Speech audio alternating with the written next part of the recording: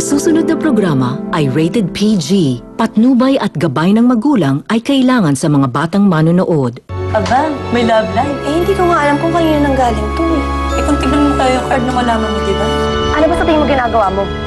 Liligaw ka. Nakakalimutan mo na ba? Di ba may boyfriend ako? Kung boyfriend mo talaga yun, hindi ka dapat nandito. Pasok ka na. Nandun si Almira sa loob. Almira? Nay, sumama na daw po kayo sa ibang lalaki. Hindi totoo yan. Hindi tayo titigil sa paghahanap kay Utoy hanggat hindi natin siya nahanap.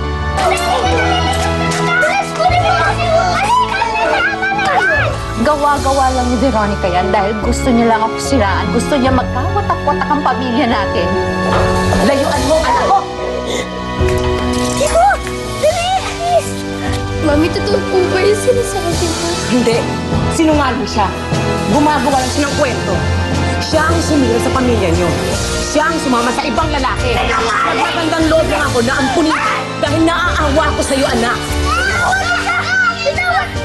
Sino kayo? Anong ginagawa niyo rito?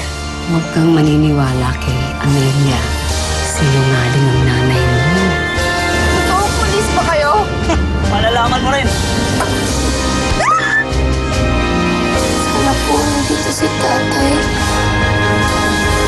Kasi nangyari ang lahat. Takot na luha, papahirin ng puso mo.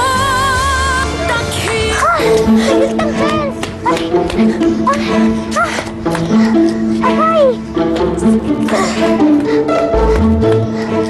Sabi sa'yo, mo yun eh. Tao naman yun eh. Hindi mo. Baka taong nangangain ng bata. Ang laki kaya niya. Saka mukha siyang halimaw. Ano? Di na lang, di niya tayo sinundan. Tigis na tayo, Utoy. Kaya huwag ka na matakot. Pero, may isa pa tayong problema eh.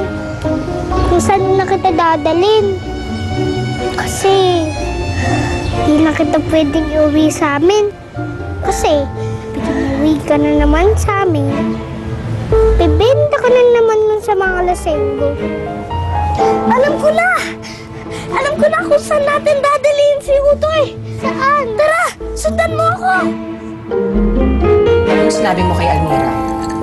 Siyempre, ang sabi ko sa kanya, huwag siya maniniwala kay Amelia. Ang dapat lang niyang paniwalaan na ikaw dahil mahal mo siya. Naniwala naman ba? Ikaw naman. Ako pa. Ang husay ko nga eh. Yun lang ba? May nasabi siya tungkol kay Mario. Pero wala yun. Siguro napaalala lang ni Amelia. Walang yung babaeng yan. Talagang peste siya sa buhay ko. Veronica, ano ba talaga ang balak mo? O plano mo para nang sa ganun eh hindi na makapanggulo yung babae na yan dito ulit?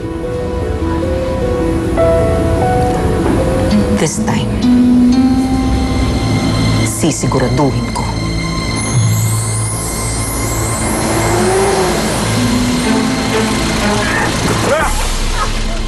Iwan niyo ako!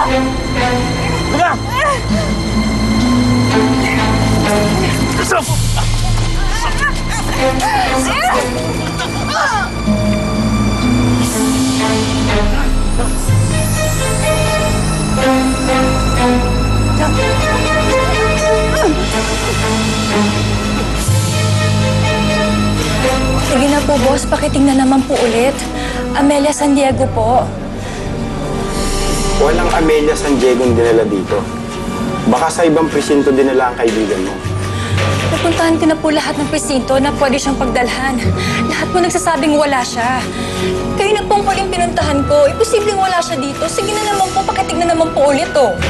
Wala na akong magagawa. Wala talagang Amelia San Diego dinala dito. Saan kaya dinala sa Amelia? Wala akong pakialam kahit na ano pang gawin sa babaeng yon. Basta siguraduhin nyo na hindi na niya ako magugulo ulit. Sige na. Mommy?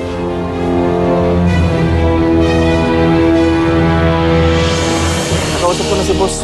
Tayo na ro bahala. Dispatchay na yan. Sandali lang.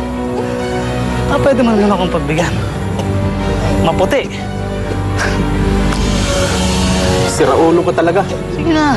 Matagal na ako. Teka. Kuha na natin ang ebidensya. Para kay boss. Kanina ka pa ba dyan? Di naman po, Mami. Sino po yung kausap niyo? Parang narinig ko po yung pangalan ni Nanay. Ako bahala rito. Sabi ko sa'yo, yung tipo ko eh.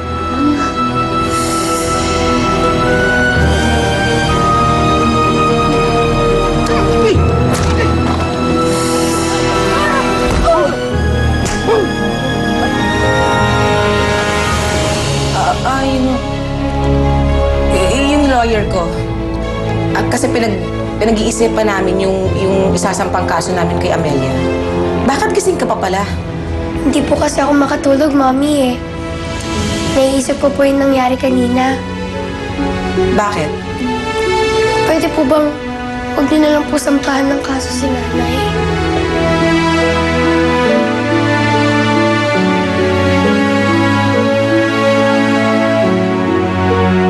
Ma'am, bili po kayo bulaklak.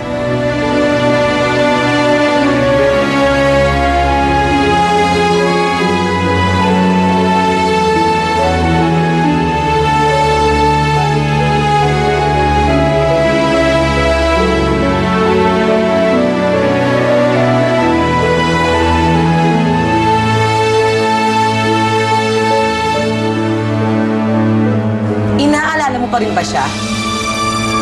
Bakit? Naaawa ka sa kanya? Baka nakakalimutan mo. Iniwan niya kayo. Pinabayaan. Paano kapag kinuha ka niya sa akin? Nag-attempt na siyang gawin sa akin yun. Kaya nang gawin ulit sa akin yun. Anak. Anak, ikaw lang ang meron ako.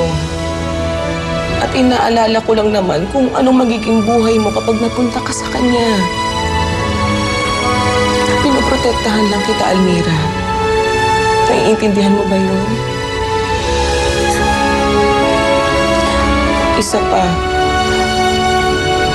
paano naman ako pag iniwan mo ko? Anak, hindi ko kaya. Hindi ko kakayanin pag iniwan mo ko. Kaya sana huwag mo akong iiwan, ha? Huwag mo akong iiwan.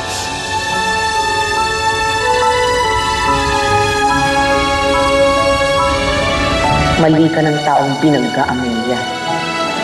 Dapat hindi ka na lang nagbalik.